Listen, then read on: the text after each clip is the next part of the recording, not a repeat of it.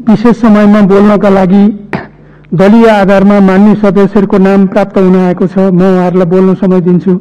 सर्वप्रथम माननीय श्री लालबाबु पण्डित, समय 7 मिनेट। यसपछि गगन कुमार थापा।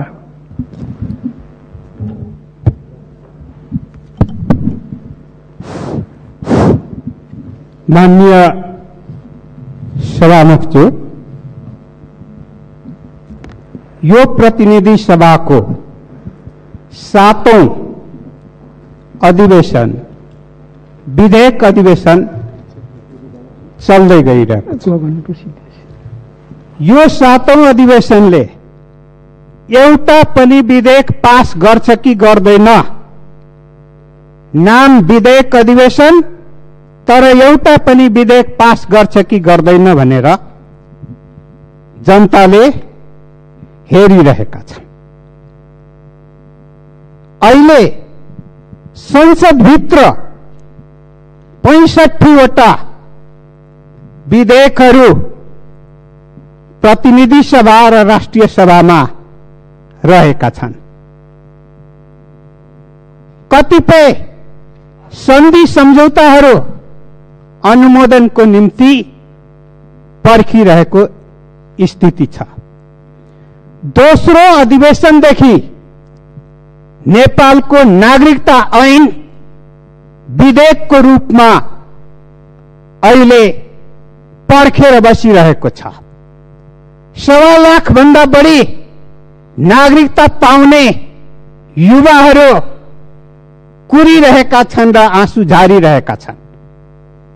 संघीय निजामती सेवा ऐनसँग जोडिएर विधेयक लामो समयदेखि यही सदनमा छ र अहिले विभिन्न समितिहरूले रिपोर्ट सहित संसदमा विधेयकहरू पठाइसकेका छन्। कतिपय गैर सरकारी विधेयकहरू पनि छन्, तर प्रचार गरिँदैछ र कतिपय मान्य सदस्यज्यूहरूले नै भन्नुहुन्छ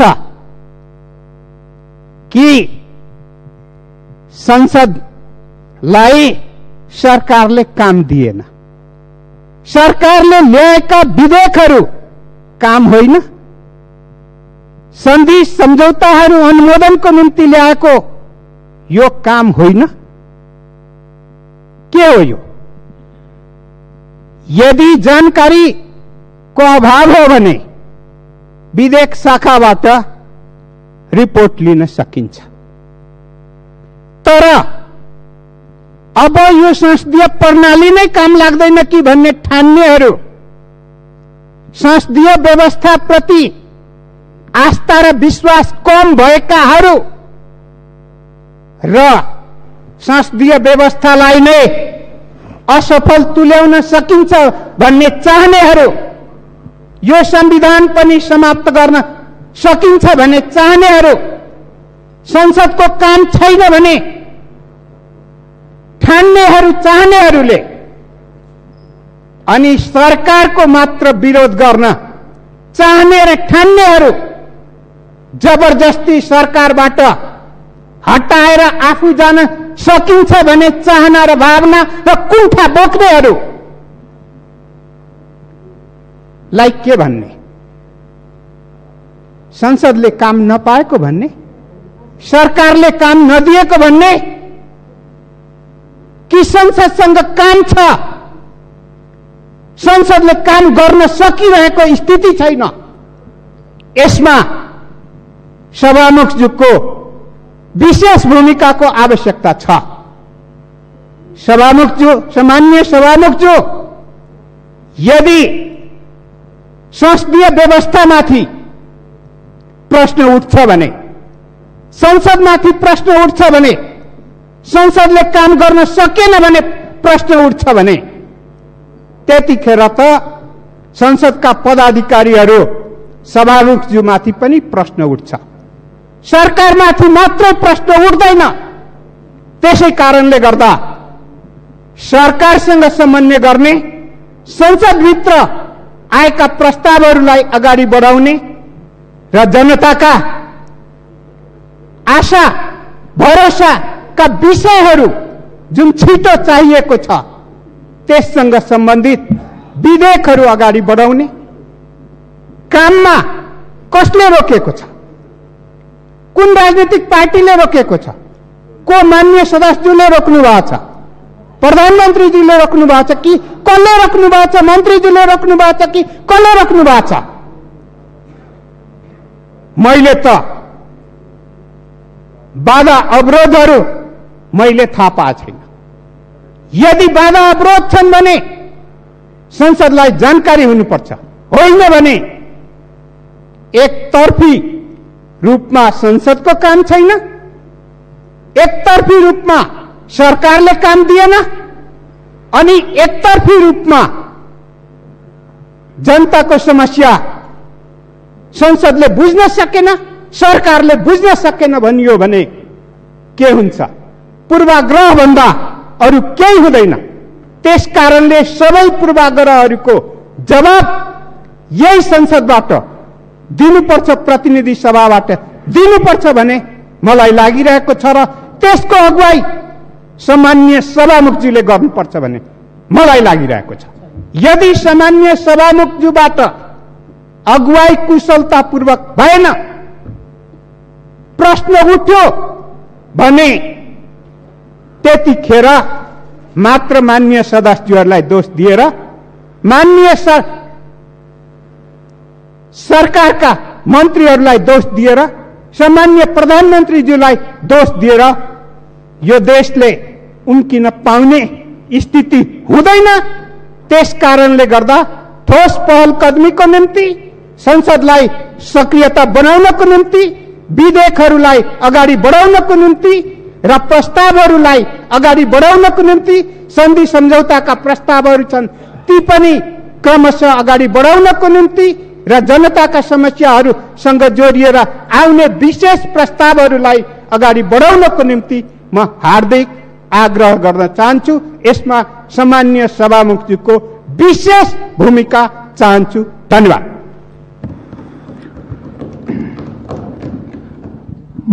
माननीय श्री गगन कुमार थापा, समय 6 मिनट। यसपछि देवेन्द्र पौडेल। माननीय श्री देवेन्द्र पौडेल। सम्माननीय सभामुख महोदय, सम्माननीय प्रधानमन्त्रीज्यूलाई बाटो पुलको शिलान्यास गर्न, उद्घाटन गर्न भ्याइ नभई छ। सम्माननीय प्रधानमन्त्री भनिराख्नु भएको छ यति धेरै विकास निर्माणको काम कहिले पनि भएको थिएन, यो त चमत्कार भयो। प्रधानमन्त्रीज्यूलाई यो चमत्कार भएको किन लागिरहेको छ? दुईटा कारण हुन सक्छ। एउटा कारण वास्तविकता के छ भन्ने कुरा प्रधानमन्त्रीज्यूलाई थाहा छैन, चरम अल्पज्ञान, वा ढाट्ने बानी लागेको छ, विकृत असत्यभाषी। यो दुईटै अवस्था राष्ट्रका निम्ति हानिकारक छ, खराब छ। 2074 साल फागुन 3 गते प्रधानमन्त्री बन्नुभयो, चैत्रको 2 गते खानेपानी मन्त्री आउनुभयो, चैत्रको 29 गते 74 साल अर्थात 57 दिन पछाडि मेलम्चीको टनेल सुरुङ छिचोलेर सकिएर उपराष्ट्रपतिले उद्घाटन गरेर रिबन काटेर लड्डु बाँड्नुभयो र प्रधानमन्त्रीले रोस्टम उभिएर भन्नुभयो 75 सालको असोजसम्म मेलम्चीको पानी आउँछ। 2.5 वर्ष लाग्यो त्यस पछाडि पनि। किन? प्रधानमन्त्री र मन्त्रीको कुरा मिलेन, ठेकेदारसँग मोलमलाई मिलेन। 2.5 वर्ष लाग्यो, 1.5 अरब रुपियाँ अनावश्यक खर्च भयो। 57 दिनमा चमत्कार भएको थिएन, पहिलेदेखि काम भएको थियो। त्यो 9 महिना त आयोजनाको कामको सिनको पनि माछिएन। अहिले यत्रो फुर्ती। 2044 सालमा मेलम्चीको आयोजनाको परिकल्पना गरेको कुरा छोडिदिउँ, 55 सालमा मेलम्चीको विकास समिति बनिसके पछाडि पनि 23 वर्ष लाग्यो। 7-8 वर्षमा सम्पन्न हुने आयोजना 23 वर्ष लाग्दै गर्दा सम्माननीय सभामुख महोदय, यो बीचमा हामी सबै सरकारमा बस्यौँ, हामी पनि बस्यौँ। 7-8 वर्षको आयोजना 23 वर्ष लाग्दै गर्दा अरबौं रुपियाँ बढी भार जनतालाई पार्दै गर्दा माफ माग्नु पर्ने हुँदैन। श्रेय लिनेले होडबाजी। यो बेलामा काठमाडौँवासीको बीचमा उभिएर 7-8 वर्षमा सक्नुपर्ने आयोजना 61-62 मा सक्नुपर्ने आयोजना आज 78 सालमा सकिँदै गर्दा हामीले गल्ती गर्यौं, काठमाडौँवासीलाई पानी खुवाउन ढिलो गर्यौं। यो आयोजनाबाट धेरै कुरा सिकेका छौं, अब यस्तो गर्दैन भन्नुपर्ने प्रधानमन्त्रीले पनि हामीले पनि सिक्नुपर्ने बेलामा, यो बेलामा कहिले धारा खोलेर, कहिले बाल्टिन थापेर, कहिले उठेर, कहिले बसेर उद्घाटन गरेको छ, तमासा गरेको छ, चमत्कार भयो भनेको छ। 67 सालमा सुरु भएको अपर कोशी 73 सालमा सक्नुपर्ने, 71 सालको चैत्रसम्ममा 80% काम सकिएको थियो। भूकम्पको कारणले गर्दा पछाडि हट्यो, नाकाबन्दीले केही प्रभावित गर्यो, 75-76 मा सकिनुपर्ने अब अहिले अब आउने सालको वैशाखतिर पहिलो युनिट सुरु हुँदैछ। अब हेर्नु होला सभामुख महोदय, हामी हेर्छौँ अब ठ्याक्कै मेलम्चीको जस्तो यो अहिलेको जुन गरिएको तमासा छ अब यो तामाकोसीमा देखाइनेवाला छ। गजबै हो, चमत्कारै हो। प्रधानमन्त्री त कस्तो कस्तो भात बिजुली बालिदिनु भयो, पानी झारिदिनु भयो। अब कविताहरू हामीले सुन्न पाउनेवाला छौँ। यहाँ कोही फास्टट्र्याकको कुरा गर्दैन, बुढी गण्डकीको पश्चिम सेतुको कुरा कोही गर्दैन, कर्णाली कोरिडोरको कोशी कोरिडोरको कुरा कोही गर्दैन। बबई सिँचाइ आयोजनाको, सिक्दै सिँचाइ आयोजनाको, राष्ट्र गौरवको आयोजनाहरू वर्षौंदेखि थला परेको छ, कोही भन्दैन। हाम्रा आयोजनाहरू वर्षौंदेखि थला परेका छन् किनकि यसका केही संस्थागत आधारभूत समस्याहरू छ, मोडालिटीमा छ, स्रोतमा छ, समन्वयमा छ, कानूनमा छ, शैलीमा छ। यसलाई बदल्नुपर्छ, यसलाई बदलौँ। सम्माननीय प्रधानमन्त्रीज्यूबाट त हामीले नेतृत्वबाट अपेक्षा गर्ने कुरा त यसलाई बदल्ने हो नि। यसलाई बदलेपछि परिणाम बदलिन्छ नि, नयाँ कुरा आउँछ नि। गर्नुपर्ने काम गरेको छैन, मिथ्याङ्क ल्याएको छ, अनि गफ सुटेको छ, बसेको छ, यो भयो भनेको छ, त्यो भयो भनेको छ। हुँदा निर्माण सकिएर 2 वर्ष अगाडि सुरु भएको पुलको उद्घाटन गरेको छ। चालु भएको 2 वर्ष भइसक्यो सिन्धुलीको पुल, राप्तीको पुल। हुँदा ठेक्का लागेको छैन, सुनकोशी मरिन डाइभर्सनको शिलान्यास गरेको छ। बीच बाटोमा पुगिसकेको कामको शिलान्यास गरेको छ। उद्घाटन सुरु भएर काम सुरु भएर प्रयोगमा आएको 2 वर्षपछि त्यसको आएर बल्ल त्यसको उद्घाटन गरेको छ, शिलान्यास गरेको छ। सब स्टेशन चार्ज भएको कहिले अस्ति गएर थिचेको छ बटन। यो के को तमासा हो? अरू अस्ति भर्खर 165 वटा बटन ट्याक्क थिचेर सडक उद्घाटन। कति सजिलो छ? पैसा 3 अरब छ, लाग्छ 57 अरब। डिजाइन छैन, पैसा छैन, यो डिजाइन पनि नचाहिने, पैसा पनि नचाहिने। वर्षको जम्मा 800-900 किलोमिटर बनाउने सडक विभागले अब 2200-2300 किलोमिटर सडक थप्नका निम्ति संस्थाको क्षमता कहाँ बढाउने, यसको हिसाब किताब केही पनि गर्नु नपर्ने। त्यसो भए किन 165 वटा मात्रै? एउटा निर्वाचन क्षेत्रमा 10 वटा ठोक्दिउँ, एकैपल्ट 1650 वटा प्रधानमन्त्री जतिको यतिको बहादुर भएको बेलामा ठोक्ने भयो। सम्माननीय सभामुख महोदय, म प्रधानमन्त्री अहिले आएको छ, 10 किलोमिटर बाटो दिनको पिच भयो भनेको छ। क्यालकुलेटरलाई हिसाब गरौँ न, दिनको 3 किलोमिटर भएको छैन, दिनको 6 किलोमिटर विस्तार भएको छैन, दिनमा 12 वटा 13 वटा पुल बन्यो भनेको छ। पहिला कतिवटा बन्थ्यो, कहिलेबाट सुरु भएको? हिसाब गरौँ न सम्माननीय सभामुख महोदय। सम्माननीय सभामुख महोदय, हाम्रो पूर्वाधार निर्माणमा समस्या छ। म अहिलेको सरकारले मात्र गरेन भन्दिनँ, मान्य मन्त्रीजीले कोसिस गरिराख्नु भएको छ, त्यो पनि मान्छु, तर भइरहेको छैन। किनकि हाम्रो केही आधारभूत समस्याहरू छन्, नियममा छ, कानूनमा छ, हाम्रो काम लगाउने निकायको क्षमतामा छ, काम गर्ने निर्माण व्यवसायको क्षमतामा छ, स्रोतमा छ, समन्वयमा छ। यी तमाम समस्याहरूलाई सम्बोधन गर्यो भने मात्रै हाम्रो अवस्था बदलिन्छ। यो अवस्था बदल्नका निम्ति यही संसदले दर्जनौं कानून बनाउनु पर्नेछ, दर्जनौं कानून बदल्नु पर्नेछ। बजेटको बेलामा ध्यान दिएर छलफल गर्नुपर्नेछ। खल्तीवटा आयोजना छान्ने कुरालाई बदल्नु पर्नेछ। नेताले आयोजना छान्ने, कर्मचारीले विकास गर्ने, निर्माण व्यवसायले गरिदिन्छ भनेर बस्ने तरिकालाई बदल्नु पर्नेछ। यसमा काम गरौँ न। प्रधानमन्त्रीलाई रुचि छ यसमा काम गर्नका लागि, हामी काम गर्न तयार छौँ। होइन भने जुन काम वर्षौंदेखि जुन तरिकाले गरिरहेका छौँ त्यो काम त्यही तरिकाले गर्यो भने परिणाम फरक आउँदैन। मैले आज यहाँ उभिएर मेरो कुनै कुण्ठा पोखेको होइन, यो नेपाल सरकारले प्रस्तुत गरेको पुस्तक हो। म यो पुस्तकमा टेकेर बहस गर्न तयार छु। प्रधानमन्त्रीज्यू तथ्य र तथ्याङ्कमा टेकेर बहस गर्नका निम्ति म तपाईँलाई संसदमा निम्तो दिन चाहन्छु, चुनौती दिन चाहन्छु। होइन भने तपाईँ बाहिरको सभा सम्मेलनमा उभिएर प्रश्न नगर्ने ठाउँमा हुक्के चिलिमे बैठके चौतारे राखेर तपाईँले माथिबाट ठोक्ने, तलकोले ताली बजाउने, अनि मान्य सांसदहरूले संसदमा आएर बाल कविता सुनाएर बस्ने होइन। हामी तपाईँसँग बहस गर्न तयार छौँ। तपाईँले प्रस्तुत गर्नुभएको तथ्यमा टेकेर लगाउनुहोस्। तपाईँको एउटा मन्त्रालयमा बहस गरौँ, कहाँ 3 वर्षमा चमत्कार भएको छ, पानीमा बहस गरौँ, सडकमा बहस गरौँ, पुलमा बहस गरौँ, के राष्ट्र गौरवको आयोजनाको एउटा कुरामा बहस गरौँ, तथ्यमा तथ्याङ्कमा टेकेर बहस गरौँ। प्रधानमन्त्रीज्यू, नेपालको इतिहासमा सबैभन्दा बढी अवसर पाउनुभएको अवस्थामा काम कति भयो, कसरी भयो भन्ने कुरामा बहस गर्न तपाईँलाई यो संसदमा एउटा सांसद निम्तो दिन चाहन्छ, चुनौती दिन चाहन्छ। संसदलाई छलेर भागेर होइन, यहाँभित्र आएर छलफल गरौँ। शिलान्यासै र उद्घाटन गर्ने रहर हो भने उद्घाटन सुरु भइसकेका पुलहरू सकिए पछाडि बालुवाटारको परिसरभित्र थुप्रै जग्गा खाली छ, त्यही भित्र प्रत्येक दिन एउटा नयाँ भवनको शिलान्यास गर्नुहोला, बनेको कोठाको फेरि उद्घाटन गर्नुहोला। धन्यवाद। माननीय श्री देवेन्द्र पौडेल, समय 10 मिनट। यसपछि लीला देवी सिटौला।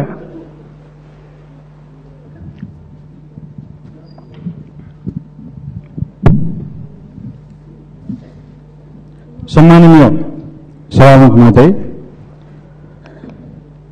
थुप्रै विषयहरू पूर्व मान्यहरूले पनि उठाइरहनु भएको छ।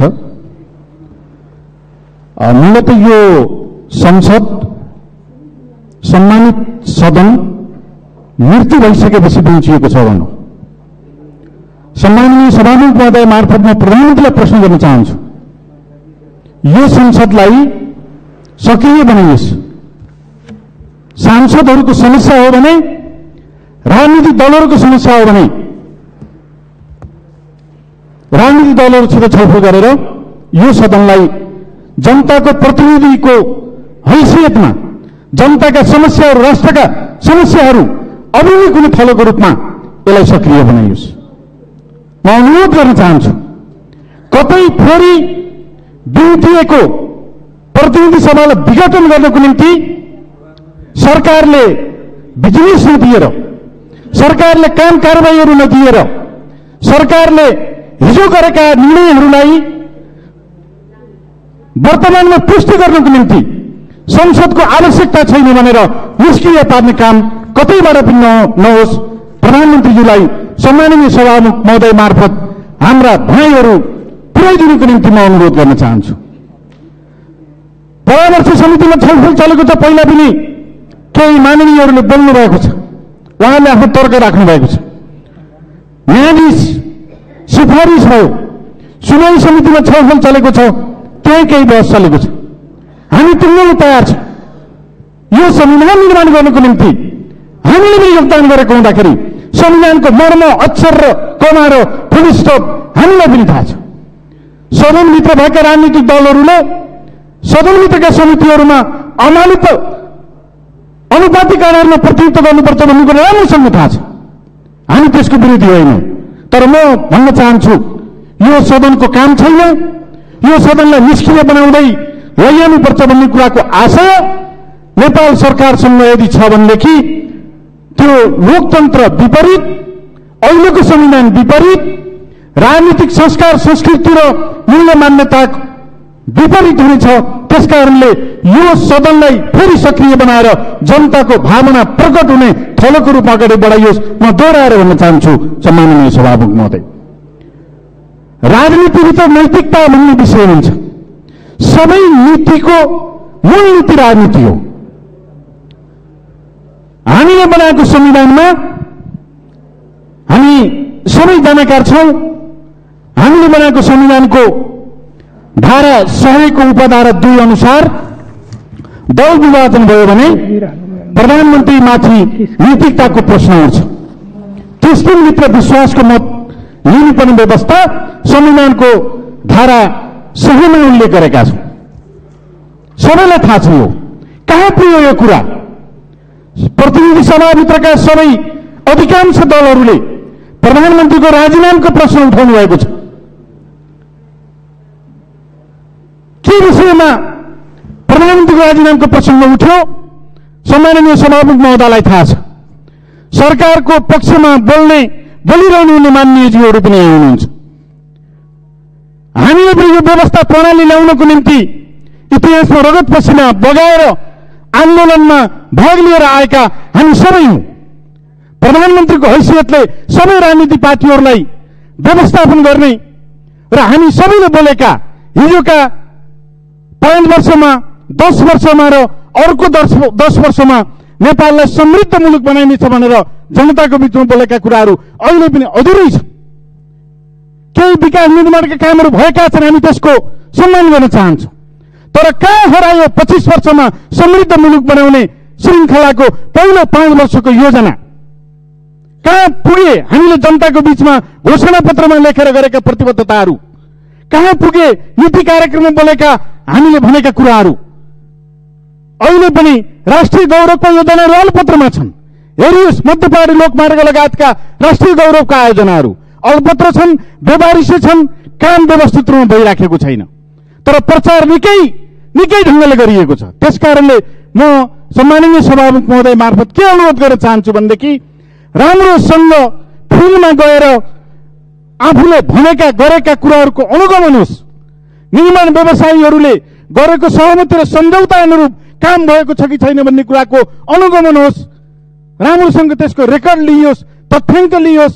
जसले राम्रो काम गरेको छ पुरस्कृत गरियोस्, जसले काम गरेको छैन त्यसको फलोअप गरेर त्यसलाई दण्डित गर्ने प्रक्रिया अगाडि बढाइयोस्। खालि यो पनि भयो ऊ पनि भयो भनेर प्रशंसा गरेर नेपाली जनताले लामो समयसम्म पताउनेवाला छैनन्। त्यसकारणले हामीले भनेको यो आन्दोलन पछिको विकास र समृद्धिको चरणमा प्रवेश गरेको नेपाललाई हामीले सुशासन र समृद्धिको चरणमा लिएर जाने भनेर गरेका प्रतिबद्धता अनुरूप काम हुनु पर्थ्यो। ती कामहरूमा सम्माननीय सभामुख महोदय सरकारको हामी ध्यानकर्षण गराउन चाहन्छौँ। ती कामहरूमा गहिरो गरी अध्ययन पुगेको छैन, तिनीहरूको सम्बोधन भएको छैन। त्यसपछि मात्रै जनताले पठाउने स्थिति, जनताले सम्मान गर्ने स्थिति आउँछ। सम्माननीय सभामुख महोदय, यसको साथसाथै अहिले महँगी आकाशियो छ। आजै मात्रै अखबार हेर्नु होला, तथ्याङ्क आएको छ सार्वजनिक रूपमा निकै बढेर गएको छ महँगी। टेकुको अस्पतालमा गएर बुझ्नु होला, फेरि कोरोनाको दोस्रो चरण निकै भयावह भनेर आउँदैछ। कतिपय अरू देशका सरकारहरूले कोरोनाको दोस्रो चरणलाई नियन्त्रण गरेको निम्ति निकै उच्च स्तरको सावधानी अपनाएर अगाडि बढेको हामी पाउँछौँ। नेपालमा अहिले दोस्रो चरण बढेको कोरोनालाई नियन्त्रण गर्ने कुनै पनि विधि पद्धति प्रणाली सरकारसँग भएको हामीलाई जानकारी छैन। त्यसकारणले स्वास्थ्य सम्बन्धी जनताको सरकार र चासोलाई गम्भीरतापूर्वक लिनको निम्ति सरकारलाई हामी सम्माननीय सभामुख महोदय मार्फत गम्भीर रूपमा सरकारको ध्यान आकर्षण गराउन चाहन्छौँ। तपाईहरु सबैले देख्नु भएको छ काठमाडौँमा तुवालोको भयावह छ। देशैभरि जंगलहरू आगलागी भएर सखाप हुँदैछ। सरकार चुपचाप छ। हो, हामीलाई पनि थाहा छ उच्च स्तरको प्रविधि छैन, तर फेरि पनि यो तुवालोलाई रोक्नको निम्ति, आगलागी भएका जंगलहरूलाई नियन्त्रण गर्नको निम्ति सरकारले चालेको कदम खोइ कहाँ छ।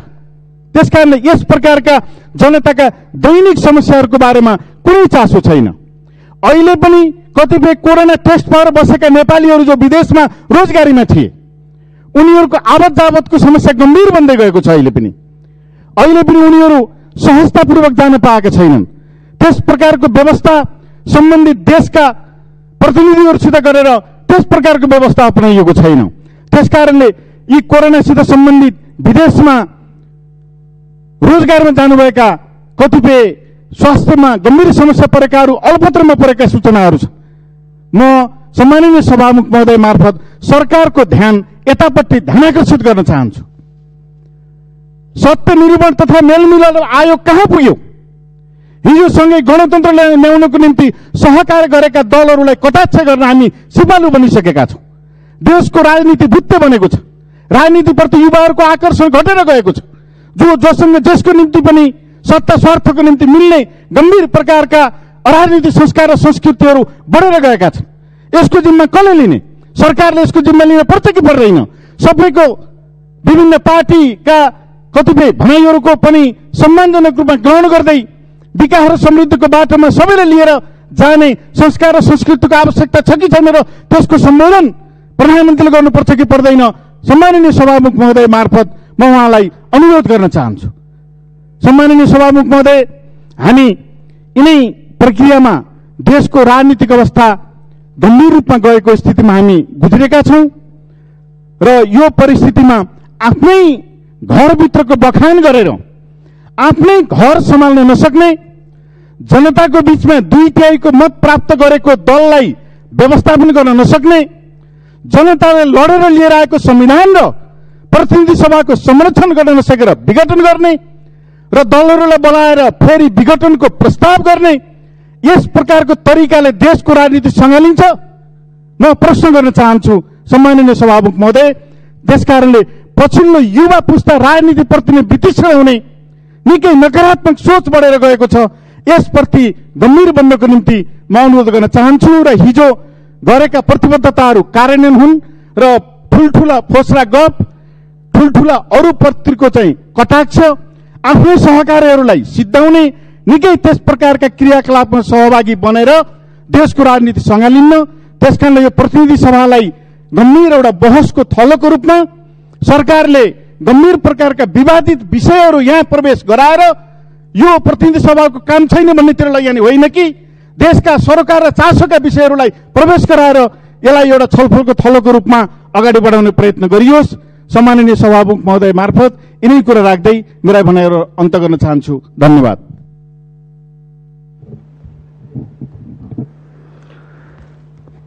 माननीय श्री लीला देवी सिटौला, समय 7 मिनट। यसपछि माननीय श्री प्रेम सुवाल। सम्मानीय सभामुख महोदय, सम्मानीय सभामुख महोदय मार्फत म सरकारलाई, प्रधानमन्त्रीलाई र सरकार पक्षका साथीहरूलाई केही कुरा राख्न चाहन्छु। सरकार पक्षका साथीहरूले यहाँ बारम्बार भनिदिनु भएको छ चुनावमा जाने कुरा कसरी प्रतिगमन भयो भनेर। प्रधानमन्त्रीजीले संविधान मिचेर चुनाव घोषणा गर्नुभएको हुनाले हामीले प्रतिगमन भनेका हौँ। लोकतन्त्रमा विधान मिच्ने, संविधान मिच्ने, सिस्टम मिच्ने कामलाई प्रतिगमन भनिन्छ। गल्ती स्वीकार गरियोस्, संस्कार सिकाउने अगुवा हामी नै हौँ। नेपालमा धेरैले राजनीति गरे, धेरै हत्या हिंसा बग्नु भएका छन्, सबैका मुद्दा राजनीतिक बने। तर रेशम चौधरीको मुद्दा राजनीतिक किन बन्न सकेन, प्रश्न यहाँनिर छ। संविधानको पाउनाभित्र लेखिएको मानव अधिकारको कुरा र समानताको कुरामा सबैलाई बराबरी कार्य गर्नुपर्छ। कसैलाई काखा कसैलाई पाखा गर्ने काम लोकतन्त्रभित्र हुन सक्दैन। जसरी अरू राजबन्दीहरू निशर्त रूपमा रिहाई भइरहेका छन्, त्यसरी नै रेशम चौधरी पनि रिहाई हुनुपर्छ। रेशम चौधरीको विषयलाई उठाएर, रेशम चौधरीको मुद्दालाई उठाएर अहिले सत्ता लेनदेनको विषय बनाइँदैछ। कदापि यस्तो कार्य लोकतन्त्रवादीलाई स्वीकार्य हुन सक्दैन। रेशम चौधरीको विषयलाई उठाएर जनता समाजवादी पार्टी फुटाउने हो कि भन्ने आभास हामीलाई भइरहेको छ। यस्तो दुष्कार्य कसैबाट पनि नहोस् भनी म आग्रह गर्न चाहन्छु। बरु जनताको निर्णय अनुसार एमाले र माओवादी संविधान पुनः स्थापना भएको बेलामा फेरि मिल्न सक्नुहुन्छ। मेरो यहाँहरूलाई सुझाव छ, यहाँहरूलाई जनताले 5 वर्षको लागि सँगै बसेर सरकार चलाउने म्यान्डेट दिएको हो। यहाँहरूले जनतासँग 5 वर्षको लागि हामीलाई सरकार बनाउन मत दिनुहोस् भनेर अपिल गर्नुभएको, माग गर्नुभएको। जनताले यहाँका मागहरू पूरा गरिदिनु भएको। जनताले देखाएको बाटोमा हिँड्नुहोस्। आफ्नो स्वार्थको लागि जनतालाई जबरजस्ती आफ्नो बाटोमा लाग्ने दुस्साहस नगर्नुहोस्। मेरो यो यहाँलाई सुझाव छ। सक्नुहुन्न भने राजीनामा दिनुहोस्, सरकार बनाउन संसद तयार छ। कोभिड-19 को महामारी फेरि विश्वमा फैलिएको अवस्थामा नेपालमा पनि भयावह स्थिति बनेको छ। छिमेकी देश भारतमा कर्फ्यू लागेको छ। हाम्रो देशको सीमाना खुला छ। एउटा नाक्सम्म नलाई जनता आवत जावत गरिरहेको स्थिति छ। गरीब मजदुर जनताहरू फेरि लकडाउनको सामना गर्ने स्थितिमा छैनन्। म सरकारको ध्यान आकर्षण गराउन चाहन्छु। 1 महिनामा 500 चोटि पेट्रोलको भाव बढ्यो। खानेतेलको भाव बढेर किन्न नसक्ने स्थितिमा पुगेको छ।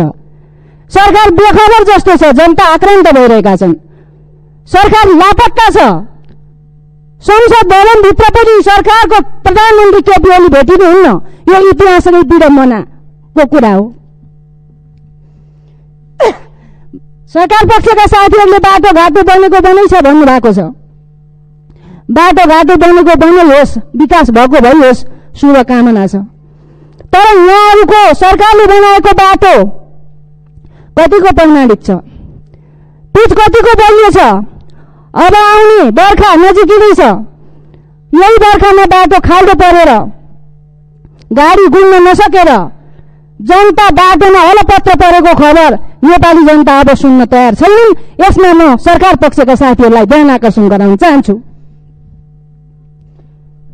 बलात्कार पछि महिलाहरूले दिनौं मर्नुपर्ने स्थिति छ। हिजो सरकारका मन्त्री, गृहमन्त्री बादल थापाले बलात्कार हुनु स्वाभाविक हो भन्ने भाषण गरेको मैले सुने। के महिलाहरूले बलात्कारपछि मर्नुपर्ने काम स्वाभाविक हुन सक्छ? म सरकारका मन्त्रीलाई प्रश्न गर्न चाहन्छु। म सम्पूर्ण नेपाली महिलाको तर्फबाट सरकारका मन्त्रीलाई प्रश्न गर्न चाहन्छु। के हामीले मृत्यु स्वीकार्नु पर्ने हो? मेरो प्रश्न छ। डडेलोको आकार कुरा आइसक्यो। 73वटा जिल्लामा डडेलो लागेको कुरा आएको छ। यो चाहिँ धेरै वर्षपछि नेपाली जनताले खेप्नु परेको भयावह स्थिति हो। यसमा सरकारको ध्यान आकर्षण गराउन चाहन्छु। जनता भोकमरीले अहिले पनि मरिरहेका छन्, तर प्रधानमन्त्रीको राष्ट्रपतिको चियापान कार्यक्रममा 84 व्यञ्जन पाक्छन्, नाचगान हुन्छ। हामीलाई राणा कालको जवलको लाग्छ। के हामी लोकतन्त्रमा छौँ? के हामी कम्युनिस्ट सरकारमा छौँ? समानता र समाजवादको कुरा गर्ने कम्युनिस्ट सरकारले यस्तो कार्य गर्न सुहाउँछ? मेरो सत्ता पक्षको साथी र प्रधानमन्त्रीलाई प्रश्न छ। यति भन्दै जय मातृभूमि भन्दै मेरा 2 शब्द यहीँ टुङ्ग्याउँछु। धन्यवाद। माननीय श्री प्रेम सुवाल, समय 3 मिनट। यस पछाडि माननीय श्री राजेन्द्र प्रसाद गौतम।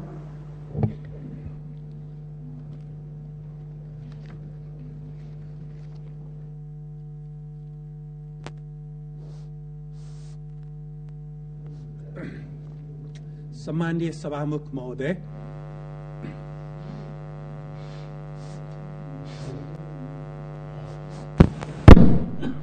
सम्माननीय सभामुख, म्यानमारको आङ सान सुचीको सरकारलाई त्यहाँको सैनिकबाट अपदस्थ गरिएको बारे संयुक्त राष्ट्र संघ, युरोपेली संघ, संयुक्त राज्य अमेरिका, बेलायत, अस्ट्रेलिया, जापानमा समेत कुरा उठेको हामीले सुन्यौं। नेपालको यो संसदमा पनि त्यसबारे चर्चा चल्यो। तर म्यानमारको सूचीको पार्टीको सरकारमा भएको भ्रष्टाचार बारे चर्चा भएन र त्यस आन्दोलनको बेला सूची पार्टीको मुख्यालय संयुक्त राज्य अमेरिकामा रहेको र त्यसको शाखा कार्यालय भारतमा रहेको बारे पनि चर्चा भएन। यसरी सूचीको आन्दोलनमा बाहिरी हस्तक्षेप भएको देखिन्छ, यसबारे पनि चर्चा भएन। अहिले म्यानमारको सैनिक शासनको विरोधको न्यूमा चिनिया उद्योगमा आग लागि र चीनको झण्डा जलाइएको छ। कतै यो एमसीसी को सिलसिला त होइन भन्ने प्रश्न उठिरहेको छ। म्यानमार जनताको मानव अधिकार र प्रजातन्त्रको नाउँमा संयुक्त राज्य अमेरिकी सरकारको हस्तक्षेप त होइन, यो पनि प्रश्न उठिरहेको छ। म्यानमारको अहिलेको उपद्रव चीनलाई दक्षिणतर्फबाट घेर्ने साम्राज्यवादीहरूको योजना अन्तर्गत त होइन, यो पनि प्रश्न उठिरहेको छ। सभामुख महोदय, संसारको इतिहासमा उपनिवेशवाद र जातिवाद फैलाउने, झुट र भ्रम फैलाउने तथा हस्तक्षेप र आक्रमण गर्ने दोहोरो मापदण्डका साम्राज्यवादी देशहरूले मानव अधिकार र प्रजातन्त्रको झण्डा बोकेर आफ्नो मानव अधिकार उल्लङ्घनका अपराधलाई ढाकछोप गर्दैछन्। 15औं शताब्दीको अन्त्यतिर 50 लाख भन्दा बढी जनसंख्या भएको अमेरिकी आदिवासी ताम्र वर्गका हिस्पेनियाली र रेड इन्डियनहरूमाथि 19औं शताब्दीसम्ममा जाति हत्या भयो र 20औं शताब्दीमा 25 लाख मात्र जनसंख्या बाँकी छ। मुसलमान जातिलाई प्रतिबन्ध लगाउने संसारमा एउटै देश र सरकार अमेरिकी सरकार हो। अमेरिकी सरकारले शिक्षा, स्वास्थ्य र रोजगारीमा व्यवस्थित जातिवाद कायम गरेको छ भने अफ्रिकी अमेरिकीमाथि न्यायिक पक्षपात गरेको छ। यसैले अमेरिकी विरुद्ध पनि 150% अपराध बढाएको छ। राष्ट्रवादको नाउँमा जातीय विभेद र विरोध तथा मानव अधिकार हनन फाँसीवाद हो। अफगानिस्तान, इराक, लिबिया, सिरिया, अरब देशहरूमाथि अमेरिकी सरकारको आक्रमणको कारण त्यस क्षेत्रका 3,30,000 सर्वसाधारण सहित 8 लाख मानिस मारिएको तथ्याङ्क छ भने लाखौं मानिस घरबार छोडेर शरणार्थी हुनु परेको छ। चीनले 80वटा देशमा 10 करोड भन्दा बढी कोभिड-19 रोकथामको खोप अनुदान पठाएको छ। यी देशमध्ये नेपाल पनि हो। संसारमा कोभिड-19 संक्रमण लगतै चीनले 150 भन्दा बढी देशमा चिकित्सक र स्वास्थ्य सामग्री पठाएर सहयोग गरेको थियो। काठमाडौँ उपत्यकामा सभामुख महोदय बाँकी रहेको 1,30,000 कृषि भूमिमा उपशहर बनाउने सरकारको घोषणा, यहाँको वातावरण नष्ट हुने, फोहोर मैला बढ्ने, हरियाली नहुने, अन्न उत्पादन नहुने, अपराधको केन्द्र हुने हो। यसमा विदेशी एकाधिकारवादी र अपराधीहरूको समेत हात रहेको बताइन्छ। मान्यज्यूको समय देशको सन्तुलित विकास योजना जरुरी छ। काठमाडौँ उपत्यकाको उपशहरको योजना खारेज गर्नु आवश्यक छ। धन्यवाद। माननीय श्री राजेन्द्र प्रसाद गौतम, समय 6 मिनेट। यस पछाडि माननीय श्री मोहन प्रसाद पाण्डे। सम्माननीय सभामुख महोदय, हामी एकातिर प्रधानमन्त्रीको राजीनामा माग्ने पनि यही छौं, प्रधानमन्त्रीजीलाई गल हत्याउनेहरू पनि यही छौं र प्रधानमन्त्रीको राजीनामा मागेर बेलुका बेलुका बालुवाटार जाने पनि यही नै छौं। यस्तो विषम परिस्थितिमा नेपाली जनताको महान बलिदानी संघर्षद्वारा प्राप्त समाजवाद उन्मुख लोकतान्त्रिक गणतन्त्र, संघीयता, समानुपातिक समावेशीकरण, सामाजिक न्याय, धर्मनिरपेक्षता जस्ता ऐतिहासिक उपलब्धि सहित जनताको प्रतिस्पर्धात्मक बहुदलीय शासन प्रणालीलाई संस्थागत गरिएको नेपालको संविधानको पूर्ण स्वामित्व लिँदै त्यसको प्रभावकारी कार्यान्वयन, संघीयताको कार्यान्वयन, संविधान अनुकूल ऐन कानूनको संशोधन गरेर या नयाँ कानून निर्माण गर्दै वर्तमान सरकार आफ्नो गन्तव्यतर्फ निरन्तर अगाडि बढिरहेको तथ्य जगजाहेर नै छ।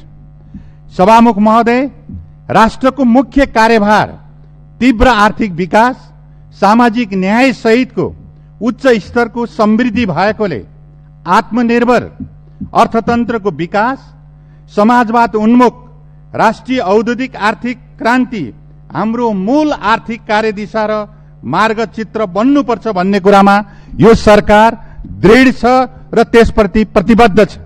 त्यसलाई नै मुख्य थेम बनाएर वर्तमान सरकारले समृद्ध नेपाल र सुखी नेपालीको राष्ट्रिय संकल्प अगाडि सारी राष्ट्रिय एकता, दिगो शान्ति र स्थायित्व कायम गर्न, आर्थिक विकासलाई तीव्र रूपमा अगाडि बढाउन जलस्रोत, ऊर्जा, सडक, विमानस्थल लगायतका ठूला भौतिक पूर्वाधारहरूको तीव्र विकास गर्दै यो सरकार अगाडि बढेको तथ्य जगजाहेर नै छ।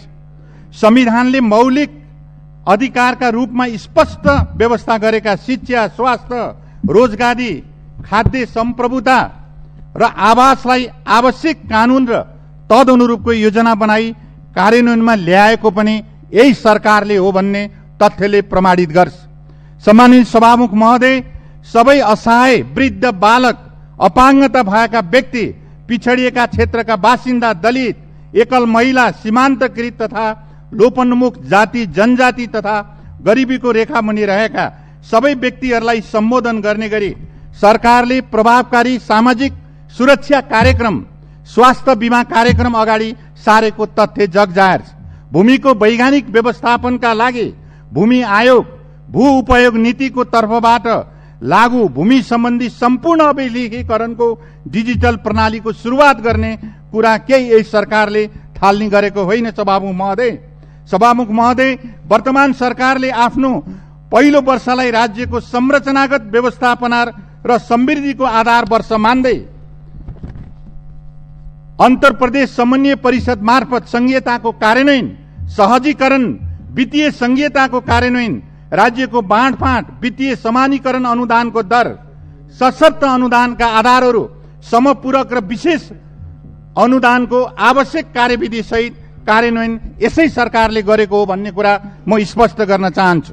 सम्माननीय सभामुख महोदय, सरकारका विगतका 3 वर्षलाई हेर्दा केही नोटेबल आयोजनाहरू पेट्रोलियम पदार्थको पाइपलाइन सञ्चालन, भूकम्पपछिको पुनर्निर्माण, रानीपोखरी धराहरा, निजी आवास, सुरक्षा निकायका भवनहरू, विद्यालय भवनको निर्माण, स्वास्थ्य संख्यामा उल्लेख्य भवन निर्माणको काम पनि यसै सरकारले प्रारम्भ गरेको। पुरातात्विक सम्पदाहरूको निर्माण, जोखिमयुक्त बस्तीहरूको पुनर्निर्माण, भूमिहीनलाई जग्गा खरिदका लागि अनुदान, सिंहदरबारको पश्चिम मोहडा, बसन्तपुर दरबार क्षेत्र, बबर महल, केशर महल जस्ता ठूला भवनहरूको पनि प्रबलीकरण गर्दै काष्ठमण्डपको निर्माण केही अनुपम प्रतिनिधिमूलक उदाहरण मात्र हुन्, म यो स्पष्ट गर्न चाहन्छु। सभामुख महोदय, समृद्धिको आरम्भ वर्ष मान्दै कालोपत्रे सडक निर्माण, तराई प्रदेश सडक पूर्वाधार विकास कार्यक्रम, हुलाकी राजमार्ग, पूर्व पश्चिम 6 लेनको सडक, मध्य पहाडी राजमार्ग, मदन भण्डारी राजमार्ग, यसका थप महत्वपूर्ण पक्षहरू भन्ने यहाँलाई म स्पष्ट गर्न चाहन्छु। सभामुख महोदय, सरकारले केही गरेन। नागढुङ्गा चौबिसे सुरुङ मार्ग, सिद्धमार्ग सुरुङ मार्ग, टोखा छहरे बेताउती स्याप्रुब्यासी सुरुङ मार्ग निर्माण समृद्धिका नयाँ आधार हुन्। तुहिन व्यवस्थापन, झोलुङ्गे पुल निर्माण गर्दै जनजीवनलाई सरल र सहज बनाउँदै यही सरकारले लगेको होइन। सभामुख महोदय, जनता आवास भवन निर्माण, फुस तथा खरको छानु जस्ता पाताले प्रतिस्थापन गर्ने कार्यले जनताको आवासको अधिकारलाई सुरक्षित गरेकै छ। त्यसरी नै जनतालाई लोक कल्याणकारी राज्यको अवधारणा अनुरूप सामाजिक सुरक्षा भत्ताको दायरा बढाएको छ। ज्येष्ठ नागरिक सामाजिक सुरक्षा भत्ता, ज्येष्ठ नागरिकहरूका लागि निशुल्क स्वास्थ्य बीमा व्यवस्था, नागरिक पेन्सन कार्यक्रम, योगदानमा आधारित सामाजिक सुरक्षा योजना, मेलम्ची, रणनीतिक सडक लगायतका योजनाहरू यसै सरकारले अगाडि बढाएको होइन। सभामुख महोदय, के सरकारले बिजनेस दिएन? एमसीसी दर्ता भएको कति समय भयो? सभामुख महोदय, यसलाई यसरी रोक्नु संवैधानिक कदम हो। सभामुख महोदय, एसिड आक्रमण तथा बलात्कार र महिला हिंसा विरुद्धका अध्यादेशहरू जस्ता धेरै अध्यादेशहरू यहाँ समावेश भएका छन्। सभामुख महोदय, यति मात्रै होइन, समाजमा विद्यमान रहेको द्वन्द्व र हिंसालाई रोक्नका निम्ति यो मान्यज्यूको समय सिद्धिएको छ। मधेस गठबन्धनलाई मूलधारमा ल्याएको कुरा स्मरण गराउन चाहन्छु। नेकपा विप्लव समूहलाई मूलधारमा ल्याएको कुरा म स्मरण गर्न चाहन्छु। सीमा विवादलाई समाधान गर्नका निम्ति सिङ्गो राष्ट्र र संसदलाई एक ठाउँमा ल्याएको कुरा म स्मरण गर्न चाहन्छु। यति मात्रै होइन, उत्तरी नाकाहरू खोल्दै दुवै छिमेकीसँग पारमान सम्झौता गर्ने, दुवै देशका बन्दरगाहहरूको प्रयोग गर्ने, मान्यज्यूको समय सिद्धिएको छ। फाइबर र क्रसबोर्डर ट्रान्समिसन लाइनहरू निर्माण गरेर विद्युत व्यापार गर्ने तथा दुवै देशका रेलवे यातायातहरूसँग नेपाललाई आबद्ध गर्ने, एक देशले परनिर्भरतालाई अन्त्य गर्ने यही सरकारले काम गरेको। अन्तमा हाम्रो लोकतान्त्रिक प्रणालीलाई समीकरण र गठबन्धनको थोरै खेलबाट मुक्त गर्न जनादेश हाम्रो छनौट दियो। सम्मानित सर्वोच्च अदालतले प्रतिनिधि सभाको विकल्पमा आउन सक्छ, प्रतिनिधि सभामा आऊ भन्यो, हामी आयौँ, हामीले मान्यौँ, तर अनपेक्षित थियो। हामी जनतामा जान चाहन्छौँ, हामी जनताको जनादेश दिन चाहन्छौँ। अन्तमा भन्न चाहन्छु कि प्रधानमन्त्रीज्यूको समय सिद्धिएको छ। सत्ताभन्दा हाम्रो जनादेश हो। धन्यवाद। माननीय श्री मोहन प्रसाद पाण्डे, समय 4 मिनेट। यस पछाडि माननीय श्री महेश बस्नेत। सभामुख महोदय, राष्ट्रिय राजनीतिमा कालो बादल मडारिरहेको छ। अर्ली इलेक्सनको उल्का वर्षा भइरहेको छ। संख्याले देश नचल्ने रहेछ। संसदको संख्याले देश चल्ने भए आज यो राजनीतिक अस्थिरता, यो स्थिति मुलुकमा उत्पन्न हुँदैन थियो। निर्वाचनले केवल संसदको आकार दिने हो।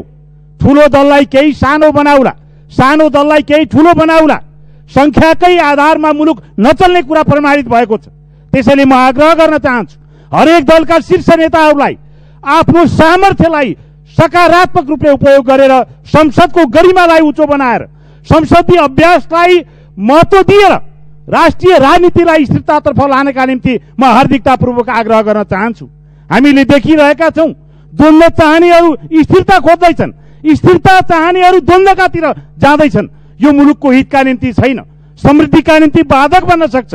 त्यसैले म गम्भीरतापूर्वक म आग्रह गर्न चाहन्छु कि सबै राजनीतिक दलका शीर्ष नेताहरूको भित्र रहेको त्यो एउटा जुन सामर्थ्य छ, त्यो मुलुकका निम्ति, हितका निम्ति, संसदका निम्ति र राष्ट्रिय राजनीतिलाई सङ्लो बनाएर सहमतिको यात्रा प्रारम्भ गर्नका निम्ति त्यो सामर्थ्य प्रयोग होस्। म यही आग्रह गर्न चाहन्छु।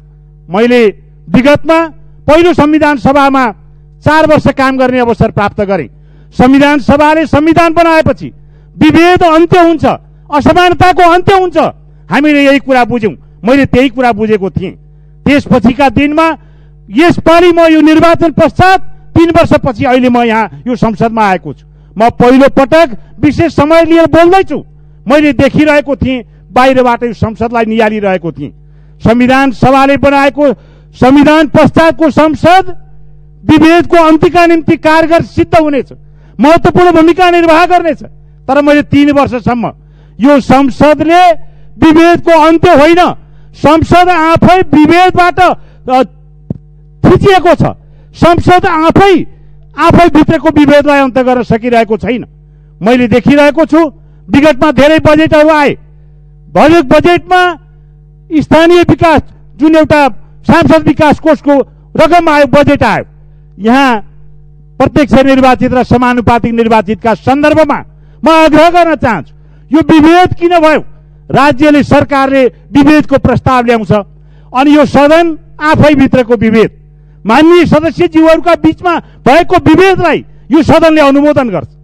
यो विभेदको अन्त्य गर्ने कुरा, यो विभेदलाई समाप्त पार्ने कुरामा सदनले आफू भित्रको विभेदको अन्त्य गर्न सक्दैन भने मुलुकभरिको विभेदलाई कसरी अन्त्य गर्न सक्छ, कसरी त्यो असमानताको अन्त्य गर्न सक्छ? त्यसैले म आग्रह गर्न चाहन्छु सभामुख महोदय, सरकारले संसदभित्र विभेदको कुनै पनि प्रस्ताव नल्याउन निर्देश गरियोस् अनि संसदले आएको संसदभित्रको विभेदको प्रस्तावलाई अस्वीकार गर्ने परम्पराको थालनी होस्। म आग्रह गर्न चाहन्छु हरेक मान्यजीहरूको हैसियत बराबर हो, यहाँ हरेकका निम्ति समान भूमिका हुन आवश्यक छ। हरेकले बजेट विनियोजन गर्न जान्नुहुन्छ। मैले देखिरहेको छु सरकारले ठान्यो कसैले कुलोको नाम लेख्न जान्ने, कसैले बाटोको नाम लेख्न जान्ने, कसैले पार्टी पौवाको नाम लेख्न जान्ने, कसैले आमा समूहको नाम लेख्न जान्ने, कसैले स्कुलको, कसैले क्याम्पसको यस्तै यस्तै योजनाहरूको नाम लेख्न जान्ने, कसैले नाम लेख्न नजान्ने। पार्टीले प्राप्त गरेको मतबाट आएका मान्य सदस्यहरूको तेजोवध गर्ने काम सरकारले गरिरहेको गम्भीरतापूर्वक अगाडि बढ्न आग्रह गर्न चाहन्छु कि यो परिस्थितिलाई यहीँबाट अन्त्य गरियोस्। यसपालिको बजेट व्यवस्थामा अर्थमन्त्रीलाई पोलिटिकल हुनुहुन्छ उहाँ, म आग्रह गर्न चाहन्छु कि विभेदको प्रस्ताव संसदमा नआओस्, यो संसदले विभेदलाई अनुमोदन नगरोस्। सत्ता पक्ष र प्रतिपक्षको कुरा होइन, यहाँ सदनको कुरा हो, यो सदनको गरिमाको कुरा हो। सार्वभौम संसदभित्र जब विभेद रहन्छ देशभरिको विभेदको अन्त्य गर्ने हामीले ढोङ पिटेर हुन्छ। हामी आफै भित्रको विभेदलाई कसरी अन्त्य गर्न सक्छौँ त्यतातिर हामी सबैले आफ्नो ध्यान केन्द्रित गरौँ, म यही आग्रह गर्न चाहन्छु। अब हाम्रा बीचमा हरेक कुराहरू छ, हामीले विकास निर्माण र मुलुकको समृद्धिका सन्दर्भमा हातैमालो गरेर जानुको अर्को कुनै विकल्प छैन। राजनीतिक द्वन्द्व समाधान गर्दै राजनीतिक स्थिरता दिनका निम्ति हामी गतिशील बनौँ। सत्ता पक्ष र प्रतिपक्ष यो ढङ्गले मात्रै होइन, हामीले राष्ट्रिय सहमतिको यात्रा तय गर्न पनि सक्छौँ।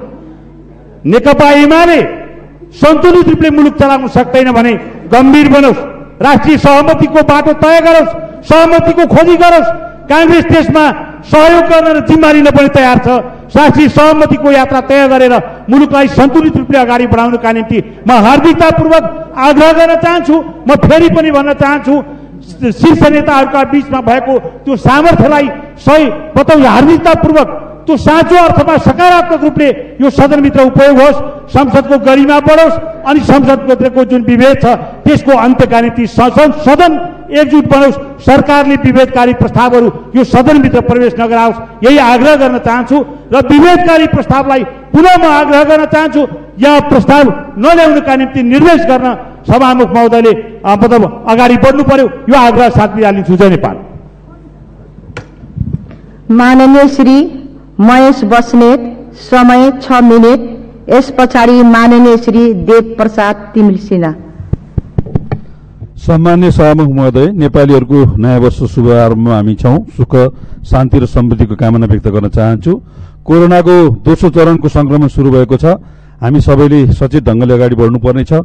यसै सन्दर्भमा भक्तपुर जिल्लाको भक्तपुर र मध्यपुर थिमी नगरपालिकामा कला संस्कृति र सम्पदाको प्रतीकको रूपमा विशेष जात्रा मनाउने चलन छ। त्यसलाई सहजीकरण गर्नको निमित्त नेपाल सरकारले जुन भूमिका खेल्यो त्यसलाई पनि धन्यवाद दिन चाहन्छु। र यसै साथ भक्तपुरमा एउटा नयाँ स्मार्ट सिटी सहित 13वटा स्मार्ट सिटी निर्माण गर्ने, भक्तपुर अस्पताललाई पूर्वाधार विकासमा सहयोग गर्ने र विभिन्न सडक सञ्जाल निर्माण गर्नको निमित्त 3 अर्ब भन्दा बढी बजेट नेपाल सरकारले भक्तपुरलाई दिएको छ। यसको लागि म भौतिक पूर्वाधार मन्त्री, अर्थमन्त्रीज्यू लगायतका मन्त्रीज्यूहरूलाई पनि हार्दिक आभार व्यक्त गर्न चाहन्छु। राजनीतिक अस्थिरता, अन्यलता र विभाजनको स्थिति बढेको यो अवस्थामा हामीले विभिन्न खालका अस्वस्थ खालका बहसहरू, छलफलहरू सदनमा चलाउन थालेका छौं। यसलाई आम नेपाली जनताले हेरिरहनु भएको छ। यहाँ प्रधानमन्त्रीको अनुपस्थिति भयो सदनमा भन्ने ढङ्गबाट पनि कुरा उठेको छ। प्रधानमन्त्रीको राजीनामा जबरजस्ती पनि मागिँदैछ। प्रधानमन्त्रीलाई गलत्याउने पनि कुरा गरिँदैछ। कतिपय युवा साथीहरूले प्रधानमन्त्रीसँग ठाट्ठाडै बहस गर्ने चुनौती पनि दिइरहनु भएको छ।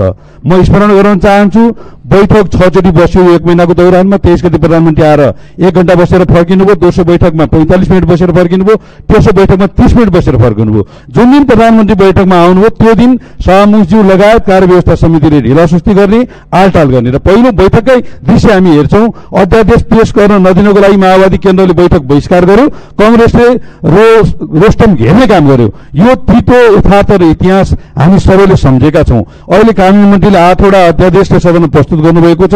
36वटा अध्यादेश समितिहरूमा छन्। समितिहरूमा नेकपा एमालेको हैसियतले हाम्रो प्रतिनिधित्व चाहियो भन्दा त्यसमा ढिलासुस्ती गरिँदैछ। यो तमाम हिसाबबाट के बुझिन्छ भने अहिलेको राजनीतिलाई अस्वस्थ ढङ्गले लान चाहने साथीहरू, विगतमा अभ्यास भएका, जाँचिएका, भोगेका र असफल सिद्ध भएका नेताहरूका चेलाहरूले यो कुरामा भूमिका खेलिरहेका छन् र राज्यको स्रोत साधन र शक्तिलाई आफू ठिठामा हुँदा दुरुपयोग गर्ने र आक्रमण्य भूमिका खेलेका साथीहरूले भूमिका खेलिरहेका छन्। 64 को निर्वाचनमा नेकपा एमालेलाई 34 सिटमा सीमित गरिदिएका थिए जनताले भने यसपालि 74 को निर्वाचनमा कांग्रेसलाई 23 सिटमा सीमित गरिदिएका छन्। समानुपातिक समेत हिसाब गर्दा उहाँहरूको 63 सिट छ। त्यसो हुनाले प्रधानमन्त्रीलाई च्यालेन्ज गरेर बाल हट देखाउने कतिपय साथीभाइहरूलाई म के भन्न चाहन्छु भने यो बोकाको शैलीले दाई गरिँदैन। दाई गर्नको लागि गोरुको शैली चाहिन्छ र आज संसदमा सबभन्दा ठूलो दलको हैसियतले नेकपा एमालेले प्रतिनिधित्व गर्छ र प्रधानमन्त्रीले ल्याएका असंख्य जनाहरूलाई हामीले सके सहयोग गरौँ, नसके वस्तुनिष्ठ ढङ्गले त्यसको विरोध गरौँ। जसरी तृतीय युगमा राम र द्वितीय युगमा कृष्ण जन्मदा धेरै कष्टहरू भएका थिए। रावण प्रवृत्तिहरू र कंस प्रवृत्तिहरू त्यतिखेर पनि थिए। पाण्डव र अर्जुन हनुमानहरूका सहयोगी प्रवृत्तिहरू त्यतिखेर पनि थिए। अहिले नेपालको राजनीतिमा आई हेट पोलिटिक्स भन्ने युवाहरू वी लभ केपी ओली भन्दै अगाडि बढिरहेका छन् र प्रधानमन्त्री राजनेताको रूपमा अगाडि बढ्ने लक्षण देखिँदैछ। रानी पोखरी बनेको कुराले किन हाम्रो टाउको दुख्दैछ? धरहरा फड्डेको कुराले किन हाम्रो टाउको दुख्दैछ? भानु स्कुल बनेको कुराले हाम्रो टाउको किन दुख्दैछ? एक दिनमा 396 अस्पताल शिलान्यास भएको कुराले किन टाउको दुख्दैछ? 164 वटा निर्वाचन क्षेत्रसित सम्बन्धित सडकहरू रणनीतिक सडकको रूपमा शिलान्यास हुँदा किन टाउको दुख्दैछ? एउटा सांसद भौतिक पूर्वाधार मन्त्रालयमा धाएर त्यसमा सडक प्रस्तुत गर्छ। ठिक छ, मेरो निर्वाचन क्षेत्रमा त्यो सडक चाहिँदैन भन्ने हिम्मत छ भने हिम्मतका साथ गर्नुहोस्, होइन भने यसको विरोध गर्नुको कुरा जनता सबैले यसलाई महसुस गर्नुभएकै छ भन्ने मलाई लाग्छ। 7 लाखभन्दा बढी घरहरूको पुनर्निर्माण भएको छ। भूकम्प प्रभावित क्षेत्रमा अधिकांश अस्पतालहरू बनेका छन्, हेल्थ पोस्टहरू बनेका छन्, विद्यालयहरू बनेका छन्, आदि हुरीले बगाएका हजारौं घरहरू निर्माण भएका छन्। 15वटा भन्दा बढी पुलहरू एकैचोटि शिलान्यास भएको छ। 13वटा स्मार्ट सिटी शिलान्यास हुने चरणमा पुगेको छ। एयरपोर्टहरू बन्ने काम सुरु भएको छ, रेलमार्ग बन्ने काम सुरु भएको छ, सुरु मार्ग बन्ने काम सुरु भएको छ। युवाहरूलाई ध्यान दिएर योगदानमा आधारित सामाजिक सुरक्षाको अभियान सुरु भएको छ। प्रधानमन्त्री रोजगार कार्यक्रम सुरु भएको छ। विदेशबाट फर्केका युवाहरू अनि सर्टिफिकेट धितो राखेर लोन लिने युवाहरू, महिला उद्यमीहरू, दलित उद्यमीहरू, कृषि र पशुपालनमा योगदान गर्न सक्ने उद्यमीहरूलाई सहुलियत ब्याजमा लोन दिने व्यवस्थाको शुभारम्भ भएको छ। यो सरकारको ऐतिहासिक काम होइन र? धरहराको उद्घाटन हुँदैछ, अप्पर तामाकोशीको उद्घाटन हुँदैछ। यो कुराबाट किन मान्यजीहरूको टाउको दुखिरहेको छ, प्रेसर बढिरहेको छ?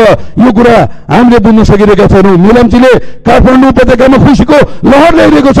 किन उपत्यकाका कतिपय मान्यजीहरूले प्रेसर बढेको छ? प्रेसर धेरै नबढाउनुहोस्। हुन त गङ्गालाल अस्पताल नजिकै सरकारले स्तर उन्नति गरेर बढाइदिएको छ। प्रेसर बढेछ भने पनि हामी त्यसको पनि उपचार गराउन त्यसको समस्या छैन। र म फेरि पनि भन्न चाहन्छु, यो सरकारले भ्रष्टाचार नियन्त्रण गर्नुको निमित्त अख्तियारलाई बलियो बनाउने भूमिका खेलेको छ। सम्पत्ति शुद्धिकरण कार्यालयलाई व्यवस्थित गरेको छ र राष्ट्र अनुसन्धान जस्ता कार्यालयहरू व्यवस्थित भएका छन्। अनि भ्रष्टाचार विगतमा गरेका नेताहरू अहिले फरार छन्। ती कुन पार्टीमा छन् खोज्नुहोस्। अनि हिजो भ्रष्टाचार गरेका आरोप लगाएका नेताहरू अहिले हामीलाई थुन्दैछ सरकारले भनेर गायब भइरहेका छन्, डराइरहेका छन्, टिममा इन्टरभ्यू दिइरहेका छन्। ती नेताहरू कुन पार्टीमा छन् खोज्नुहोस्। आज भन्सारमा सर्व हुनको लागि एउटा कर्मचारी आउँदैन, एउटा सीमामा प्रहरी सर्व हुनको लागि आउँदैन। यी सबै कुरा सुशासनका तथ्यको होइनन् र? आज गुमेको भूभाग फिर्ता ल्याउनको निमित्त सरकारले भूमिका खेलेको छ। चाइनामा व्यापार र पारमाणु सन्धि अगाडि बढाएको छ। हाम्रो व्यापारिक सम्बन्धलाई प्रशान्त महासागरसँग जोड्ने काम गरेको छ। बङ्गलादेश लगायतका मुलुकहरूसँग पावर एग्रिमेन्ट भएको छ। अन्तर्राष्ट्रिय रूपमा सबभन्दा शक्तिशाली हिसाबले हामी प्रस्तुत भएको यही क्षण होइन र? यतिखेर प्रधानमन्त्रीको राजीनामा माग्ने कुरा जुन ढङ्गले अगाडि आएको छ, कतिपय साथीहरूले भन्नुभयो नेकपा विभाजित भएको हुनाले प्रधानमन्त्रीले राजीनामा दिनुपर्छ। यो कुतर्क हो। राजनीतिक दलसित सम्बन्धित ऐनमा त्यो ऐनको प्रावधान अनुसार दल फुट्यो भने मात्रै विश्वासको मत लिनुपर्ने हो। यो सरकारले दुईटा कारणले मात्रै आफूलाई सदनमा प्रस्तुत गर्नुपर्छ। एउटा, माओवादी केन्द्रले दिने विश्वासको मत फिर्ता लियो भने, अर्को उसले अविश्वासको प्रस्ताव ल्यायो भने। आज हिजो नेकपा एमालेले नपोथी नमाल्यो भन्ने माओवादी केन्द्र आज नपोथी नमालेको अवस्थामा छ र उसले न विश्वासको मत फिर्ता लिन सक्छ न अविश्वासको प्रस्ताव ल्याउन सक्छ। यस बारेमा यो सरकार कानुनी हिसाबले संवैधानिक हिसाबले अगाडि बढ्नेछ। र सम्माननीय सभामुखज्यू, म अन्तिममा भन्न चाहन्छु, सकिन्छ भने हामी सबै मिलेर समृद्ध नेपाल निर्माण गरियो अभियानमा लागौँ। सकिँदैन भने सरकारको विकल्प छान्ने हो भने पनि कुनै आक्रमणीय ढङ्गले नरहेकन सहज ढङ्गका विकल्पहरू रोज्नुहोस्। हामी प्रतिपक्षमा बस्न तयार छौँ। होइन भने हामी सत्तामा पनि बहुमत पुर्याउन नसक्ने र प्रतिपक्षमा पनि बहुमत पुर्याउन नसक्ने खालको गतिविधि भयो भने हामी यसलाई भोलिका दिनमा निर्वाचन अलिअलिसम्म जाने कुरामा ध्यान दिउँ भन्ने कुरा राख्दै मेरो भनाइ टुङ्ग्याउँछु। धन्यवाद। माननीय श्री देवप्रसाद तिमिल सिन्हा, समय 4 मिनेट। यस पछाडि माननीय श्री आशा कुमारी विक। सम्मानीय सभामुख महोदय, आज धेरै कुराहरू सुनियो। विकासै विकास देशमा विधिको शासन अत्यन्त ठुलो। यो देशमा 3 वर्ष अगाडि विधिको शासनै हुँदैन थियो। अहिले आएर मान्यज्यूहरूले भन्नु विधिको शासन अत्यन्त राम्रो। राजीनामा हामीले मागेको होइन। विधिको शासनले के भन्छ? संविधान सम्मत काम नगर्ने सरकार त्यो संविधानको राइटमा बस्नु उचित छ कि छैन? कानुनी राज्य पालना गर्नुपर्छ कि पर्दैन? त्यतातिर केन्द्रित भएर बोल्नु पर्यो सबैले। हामीले संविधान सम्मत, संविधानले दिएको अधिकार प्रयोग गर्ने सरकार हो। संविधानभन्दा माथि कोही छैन। संविधानभित्र रहेर संसद विघटन गरिएको हो। संविधान विपरीत गरेको सर्वोच्च अदालतले ठहर गरिसकेपछि त्यो पदमा 1 सेकेन्ड पनि बस्नु उचित जस्तो लाग्दैन मलाई। त्यसकारण हामीले मागेको होइन, संविधानले मागेको राजीनामा हो। कसैले व्यक्तिगत बहुमत भएको पार्टीलाई, ठुलो दल भएको पार्टीलाई हामीले मागेका होइनौँ। त्यसकारण त्यतातिर बुझिदिएर बोलिदिन आग्रह गर्न चाहन्छु। आरोपमाथि आरोप नलगाउनु होला। त्यसकारण अहिलेको परिस्थिति, यो देश काठमाडौँ लगायत देशभरि नै विश्वको सबैभन्दा प्रदूषित शहर काठमाडौँ, देशभरि प्रदूषण त्यस्तो छ। यो सरकारले डढेलो लागिराखेको छ। आज 3 वर्षदेखि उत्पादन गरेको काठ बेच्न सकेको छैन। हिजो पनि डढेलो लाग्थ्यो तर यस्तो प्रदूषण आएको थिएन। आज काठ बन्द भयो, काठ बिक्री गरिएन। अर्बौं रुपियाँ खर्बौं रुपियाँको काठ डढेर नष्ट भएको छ। त्यसकै कारणले यो चाहिँ विश्वको सबैभन्दा प्रदूषित देश काठमाडौँ पुग्न गएको छ। त्योतिर सरकारको ध्यान कोही? यो आफ्ना काठ उत्पादन गरेको काठ चाहिँ जनतालाई बेच्न नसक्ने, मलेसियाबाट खर्बौंको काठ ल्याएर कमिसन खान सहज भएको हुनाले यो परिस्थिति आएको हो। अहिले मान्छे बच्चालाई ननिक्ल्यो, बुढालाई ननिक्ल्यो भन्ने सरकार सक्नेमा त्यो काठ बेच्न किन नसक्ने? के को लागि रोकियो? कमिसनको लागि रोकियो होला। अर्बौं रुपियाँको चाहिँ मलेसियाबाट काठ आउँछ। त्यो काठ पनि उपयुक्त काठ छैन। आफ्नो देशमा रहेको स्वच्छ काठ जनताले प्रयोग गर्न पाएको छैन। कहिले पाउने? के दिन्छ सरकारले? सबै कुरा गरिसकेका छ भनेको छ। एउटा उत्पादन गरेको काठ बेच्न नसक्ने सरकारले ठुलो कुरा गरेर हुन्छ। सम्मानीय सभामुख महोदय, स्वास्थ्यका कुराहरू आयो। स्वास्थ्यको कुरा गर्दै गर्दा वीर अस्पतालमा यो सरकार आइसकेपछि 47 करोडको मिसिन ल्याएर राखिएको छ। आज 3 वर्ष भयो क्यान्सरको जाँच गर्ने। त्यो त्यत्तिकै पानीले सरिराखेको छ। एउटा स्वास्थ्य जस्तो संवेदनशील क्षेत्रमा काम गर्न नसक्ने सरकारले मेलन्ची ल्याई, बाटो बनाई, पुल बनाउने बित्तिकै भत्किहाल्यो। यस्ता कुरा गरेर अर्थ छैन। स्वास्थ्य जस्तो संवेदनशील कोरोनाको मारामार छ। खोइ 3 वर्षको दौरानमा क्यान्सरको अस्पतालहरूले तुरन्त फिट गर्नु भन्दा खोइसकेको, लगाई भन्न सकेको सरकारले खोइ बोल्नु होला। अहिले त्यो 47 करोड जनताको करको पैसा किन सदुपयोग भएन? त्यसकारण त्यतातिर पनि सरकारको ध्यान जाओस्। सम्मानीय सभामुख महोदय, र रौतहट जस्तो संवेदनशील एकदमै स्वास्थ्यमा पछाडि परेको जिल्ला, त्यहाँ चाहिँ हजारौं मान्छे किडनीका खराबी भएका छन्। सबै जिल्लाहरूमा त्यो डायलिसिस गर्ने मेसिन छ, तर रौतहटमा अहिलेसम्म व्यवस्था गरिएको छैन। पटक पटक मन्त्रीजीलाई भने त्यहाँ अत्यन्त संवेदनशील ठाउँ छ, त्यहाँ व्यवस्था गरियोस्, तर त्यो पनि भएको छैन। सम्मानीय सभामुख महोदय, धेरै कुराहरू छ, विकासका बजेटहरू सम्मानीय प्रधानमन्त्री मन्त्रीहरू मात्रै लानुहुन्छ 3 वर्षदेखि, मान्यजीहरूलाई केही छैन। मैले 77 नम्बरको जिल्लाको प्रतिनिधित्व गर्छु। एउटा पुल परेको थियो, 3 वर्षदेखि पऱ्यो पुल, टेन्डर निकालिदिनुहोस्, टेन्डर निकालिदिनुहोस्। 1500 शिलान्यासमा एउटा मेरो पुल प्रतिपक्षको नाताले हुन सकेन। तर त्यो जिल्ला सबैभन्दा विकासको दृष्टिकोण पछाडि छ। खानेपानी आर्सेनिक खाएर मर्न बाध्य छन्। त्यस्तोमा जनता मरिराखेको अवस्थामा नहेर्ने, आफ्नो क्षेत्रमा 3 अरबदेखि 30 अरबको कुरा गर्ने र सबैभन्दा पछाडि परेको क्षेत्र जिल्लालाई नहेर्ने। त्यसकारण आगामी बजेटमा सबैभन्दा पछाडि परेको जिल्लालाई सबैभन्दा बढी बजेट विनियोजन हुनु पर्यो। त्यसकारण सरकारको ध्यान त्यतातिर आकर्षण गर्न चाहन्छु। सम्मानीय सभामुख महोदय, धेरै कुराहरू स्वास्थ्यका कुराहरू बिग्रिराखेको अवस्था छ र अहिले एयरपोर्टको कुरा आएको छ। धेरै एयरपोर्ट बनाइयो, सिमरा जस्तो संवेदनशील एयरपोर्टमा चाहिँ 500 मिटरको रनवे थप्ने बित्तिकै त्यहाँबाट पटनासम्मको हवाई यात्रा हुन्छ र काठमाडौँ आउन पनि ठुला जहाजहरू सिमरा जाँदैन। त्यहाँ पटक पटक भनिदिनु पर्यटन मन्त्रीजीलाई, सचिवजीलाई कि त्यहाँ एउटा विस्तार गरिदिनुहोस् 500 मिटर सिमरामा। त्यहाँ विस्तार गरेपछि धन्यवाद। माननीय श्री आशा कुमारी विक, समय 3 मिनट। सम्माननीय सभामुख महोदय, समाधान बिनाको समस्या हुँदैन, त्यसैले भन्ने गरिन्छ जहाँ इच्छा त्यहाँ उपाय। यो उक्ति सम्माननीय प्रधानमन्त्री नेतृत्वको सरकारले पूरा गरेको देखिन्छ। सभामुख महोदय, केही काम पूरा भए, केही हुन बाँकी छ, केही तत्काल गर्नुपर्ने देखिन्छ। त्यसैले यस वर्ष हिमाली र पहाडी क्षेत्रमा जलवायु परिवर्तनको कारणले समयमा पानी नपर्नाले र हिउँ पनि कम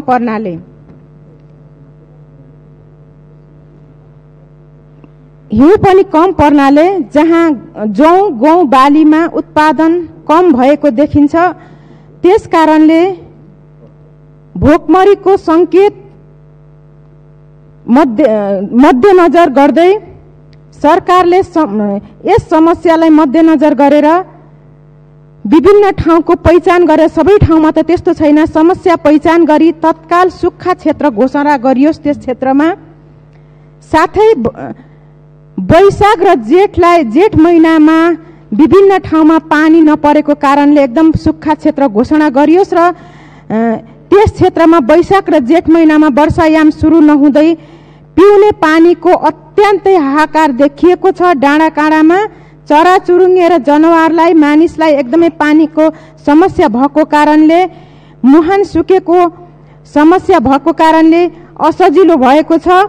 सरकारले सुदूरपश्चिमको पहाडी र हिमाली क्षेत्रमा पानी ट्याङ्की मार्फत त्यहाँ पानी वितरण गरियोस्, यो सरकारलाई मैले आग्रह गरेको छु। सभामुख महोदय, बजेटको पूर्व सन्ध्यामा छ सरकार, त्यस कारणले बजेट बनाउँदा जनसङ्ख्याको आधारमा नभई भूगोलको आधारमा बजेट बनाइयोस्, किनकि भूगोलको आधारमा हिमाली जिल्ला र पहाडमा जनसङ्ख्या कम भए तापनि एकदमै काकाकुल गरेर जनसङ्ख्याको कमको आधारमा आकाश हेरेर बसेका जनसङ्ख्याहरू पनि छन्। त्यस कारणले बजेट बनाइयोस् भन्ने आग्रह गर्छु र सरकारले काम गरेन भनेर मात्र आरोप लगाइएको छ। त्यस कारणले एउटा राष्ट्रपति उद्धार कार्यक्रमले सुत्केरीहरू सबैभन्दा बढी बालबालिका र बच्चाको ज्यान जोखिममा परेका उद्धार भएको जिल्लाको मान्छे नभएको कारणले सबैभन्दा बढी उद्धार बझाङ जिल्लाबाट भएको छ। के यो बच्चा र महिलाको उद्धार गरिनु के अपराध थियो त? म सोध्न चाहन्छु। त्यस्तै गरी सबैभन्दा बढी भोकमरीमा परेको जनतालाई हेलिकप्टरबाट खाद्यान्न पुर्याउनु के अपराध थियो त? म सोध्न चाहन्छु। के मेलम्चीको पानी काठमाडौँमा 22 वर्षसम्म यहाँ काठमाडौँको जनतालाई पानी पुर्याउनु के अपराध थियो त? देशलाई सुरुङ मार्गमा पुर्याउनु के अपराध थियो त? के विकास वर्षौंदेखि विकासमा खिया लागेर बसेको यस सरकारले त्यो खिया पखालेर अहिले विकासलाई तीव्र गतिमा अगाडि बढाउनु के अपराध थियो त? जहिले पनि विकास भएन भनेर कराएर आरोप मात्रै लगाउनु के अपराध थियो त? अहिले तीव्र गतिमा विकासलाई अगाडि बढाइएको छ। जहिले पनि नकारात्मक ढङ्गले मात्रै विश्लेषण गर्ने कि विकास हुँदैछ, केही बाँकी छ, कुनै बहुवर्षे ठेक्का लागिरहेका छन् र बाँकी अहिले 165 वटा सडक रणनीतिक सडकहरू